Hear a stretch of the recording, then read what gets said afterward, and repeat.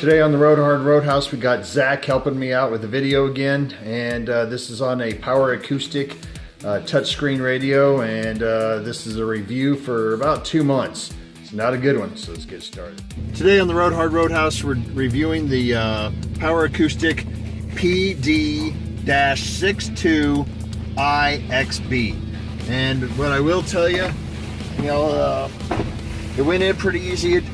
I'm gonna have, if I keep this, I'm gonna have to move it out a little bit more to fit my dash, but that's not really the problem that I have with this stereo. The problem that I have with this stereo is that it loses the time periodically. This is not 7:47 p.m.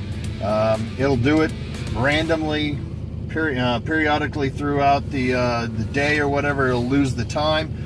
As far as the little microphone is right up here, and when you put it, when you start talking on the phone on this, it works great, but it's all muffled to the person on the other end of the phone. And what I'm guessing is that I would need in order for it to work correctly, I'd need a microphone that was closer to me, like up on my visor or something like that, in order for it to work correctly. Yesterday, all of a sudden, out of the blue, my as I was driving down the road, my preset radio stations just stopped working. So, it does have. Let me see here. It does have. The touch functions work great as far as the radio, the disc, the DVD, the USB works great. Everything has worked great on this as far as the regular stuff on it. I did not hook up my backup camera to it yet, just because I'm having so many issues with it already. So I didn't really want to mess with it, because the main reason why I got this was I got it for $14 through a raffle, but I wanted to keep it because I could use the backup camera. And the other function was that really was important, as I drive a lot, and I wanted to put the being able to talk on the phone through the Bluetooth onto the radio.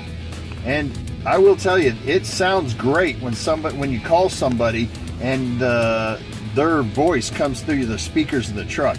I mean, you can hear everything really well. But when you put when they can barely hear you, and then you feel like you have to yell in order for it for this microphone to pick it up. So that's the only thing bad.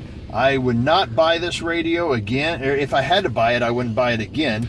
And it is a 300 watt by 4 channel. It's got the Bluetooth.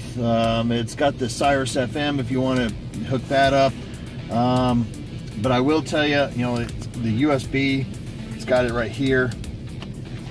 Figure it out. Well, now it's not opening. There it is. The USB, you can put your chip, SD card, and the auxiliary right here. But other than that, I will tell you that I would not buy this stereo, and I'm probably going to be looking for some sort of an app stereo to where I can have some apps on the screen itself. But as far as everything else, it does work great. The channels change, the touchscreen, there's no issues with it whatsoever at all. But like I said, the main functions I wanted to use it for are the phone. And the phone, they can barely hear you. And it was really annoying when the clocks just periodically stops, and goes back to 12 o'clock while you're driving down the road. And when your preset radio stations drop, and all of a sudden, that's kind of a pain too. So would I give it out of 5 being the best, 1 being the worst? I'd probably give it a 2. And as always, thank you for watching, subscribing, comment down below, and as always, if you ride her hard, don't put her up wet. Thanks guys for watching. I want to thank Zach for helping me today. As always, if you ride her hard, don't